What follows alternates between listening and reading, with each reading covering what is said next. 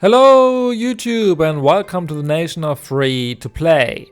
I'm Mr. Mondstadt and today I will talk about the upcoming Lantern Rite event, or to be more specific, about the free 4-star selector. I will cover the value of all the Liyue 4-star units both at C0 and at their most important constellation, so you know who is the best pick for your F2P account. Let's go! First of all, let's take a look at the new character Lan Yan. Lan Yan is a 4-star Anemo shielder and is gonna be released in the second half of version 5.3. From the livestream footage, we cannot tell too much yet, but we know that she's gonna be a shielder that can absorb all the swallowable elements in her shield, so Pyro, Electro, Cryo and Hydro, depending on what her shield comes into contact with first. She's gonna be a catalyst user, which also means that her normal attacks will be Anemo, just like Sucrose's. Her elemental burst also offers some grouping abilities, but I wouldn't expect too much here as it does not look as powerful as, for example, Kasua's skill. Still a nice bonus in her kit.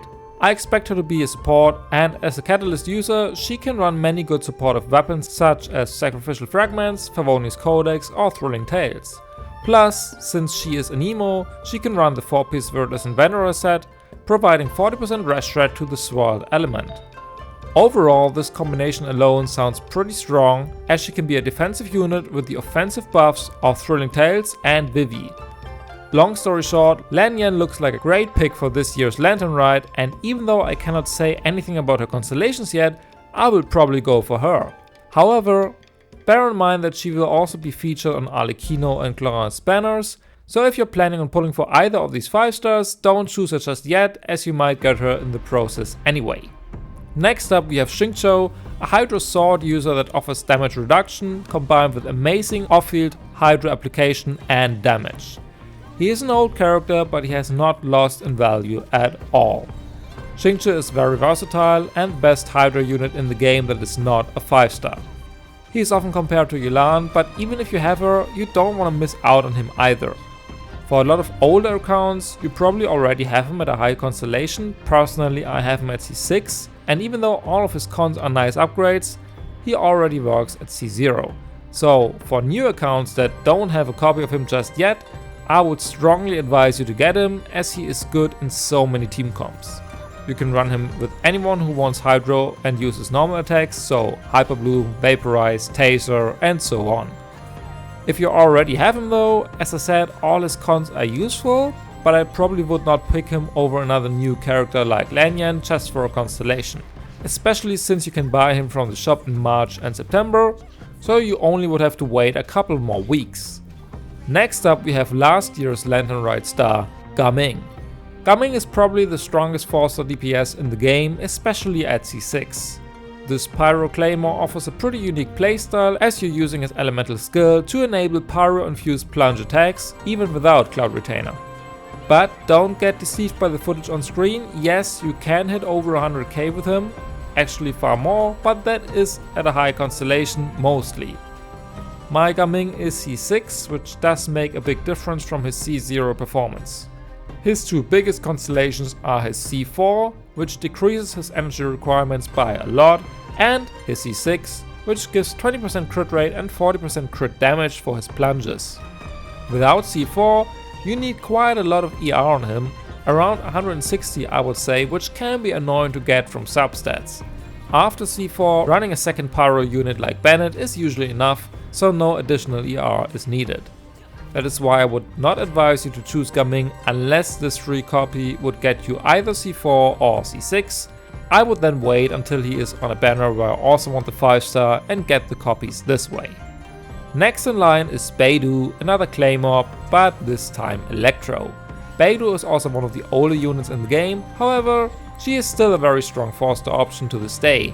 Unlike Xingqiu though, she is nowhere near as versatile when it comes to her team options.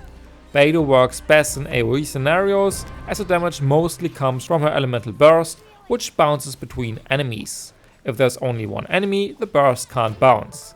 That also means that her ER requirements are quite high. Running 200 ER or more is recommended to have your burst off cooldown. Personally, I like her most in Taser teams where she is paired with a second Electro unit like Fischl or Auroron, together with Xingqiu and Sucrose. Her best constellation is her C2, as it allows her burst to bounce to 2 additional targets.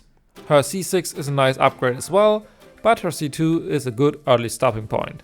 My Beidou is only C1, so I am a bit tempted, however I will probably not pick her, as she's also available from the Starglider shop in February and August, so already in less than 2 weeks.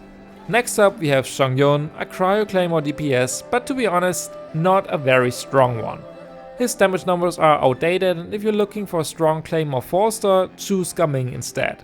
His C2 and C6 improve his performance the most, but unless you're a very dedicated Chongyun main, we can keep this one quick, don't pick him.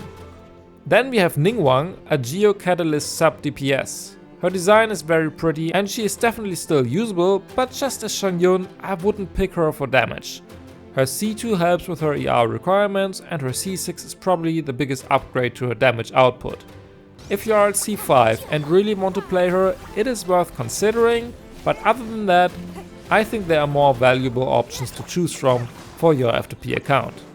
Also, she will be available in the shop alongside Xingqiu in March and September, so just stay patient a little longer. Next we have the old Pyro Archon, Xiangling. She is one of the best 4-stars in the game and everyone will get one copy of her for free from clearing floor 3 of Spiral Abyss. Now, I have her still at C0 and I probably should start buying her from the Starglider shop because she's just never on the right banners for me. She is available right now, January and also in July. Her off-field pyro application is the best in the game, even though you need a lot of ER if you run her as a solo pyro option. Her kit centers around her Pyronado, which is why her Constellation 4 is so valuable, as it increases the duration of your burst by 40%, giving you more uptime and more damage. Her C6 is also nice to have, but her biggest increase in output is C4, so if you're stuck at C2, you could buy one copy from the shop and get one from Rite and you're good to go. The next Liyue on the list is Chi-Chi's best friend, Yaoyao. She is a Dendro healer and people often call her a 4-star Beidou. She applies Dendro to enemies and restores your HP, so a nice defensive unit with a valuable element, especially in spread aggravate teams. Unfortunately, I don't have Yaoyao on my account, but from my research her kit is pretty much doing everything already at C0. Getting her C2, 4 or 6 are nice upgrades, but not as major as some constellations I've talked about already. If you don't have her yet and want a healer rather than a shielder like Lan Yan, she's your best option. However, you could probably also run Lan Yan instead of Yaoyao in spread aggravate teams. You lose the healing but gain the shield. Either option should be fine for your account. The next unit on the list is Yanfei. Yanfei is a Pyro Catalyst DPS that can do quite a bit of damage, especially with constellations. Her C1 reduces her stamina consumption, her C4 allows you to play her as a shielder, and her C6 improves her overall damage output. So for a shield option, C4 is the way to go, but if you want to utilize her as a DPS, her C6 is the biggest upgrade. Personally, I have her at C3, but she's not built.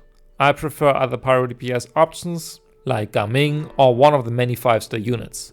If you got Mavuika or want to get Arlecchino, don't expect similar numbers from Yanfei. I would advise you to focus on other units first. Even if she is not bad, she's not as valuable as a Xingqiu or a Lan Yan. Our second to last character is the Geopolar Yunjin. Yunjin is a defense scaling unit that buffs normal attack damage through her talents. Her damage is rather neglectable, but if you manage to stack a lot of defense and ER on her, she can be a decent support option for normal attacking characters like Yoimiya or Ayato. However, in 2025 there are better supportive options available, so Yunjin is even more niche by now. Her C2 is a nice early upgrade, but her biggest value lies probably in her C6, as it increases your active character's attack speed. My Yunjin is C0 and I will not use my selector to change this. I would recommend you to do the same and pick someone else. And last but not least, we have Xinyan, a Pyro Claymore DPS, but unlike Gaming, she focuses on physical damage, and if you know Genshin, you know that this can't be a good sign. Physical damage is not really played in the current meta at all, and our Rock Girl is no exception. Her C2 and C4 make her more usable, but not enough to justify picking her over the other 4-star Liyue characters. So unless you have everyone else at C6, including our new Anemo unit Lan Yan, there's probably a better option for you. So overall, this year's free 4-star from Liyue should definitely be an upgrade for any account, no matter whether you pick a new unit like Lan Yan or you improve one of your characters with an extra constellation. I hope this video helped you in making your decision. Who will you choose? Let me know in the comments down below who you're going for and why. Personally, I will get Lan Yan, as she could be a good F2P option for my C0 Noviette or for Keqing Aggravate team. Also, if you like this video, please leave a like and subscribe to the channel, as it would really help me out in creating more content for you all. Thanks again for watching, happy Lantern Ride, and I will see you in the next video. Bye!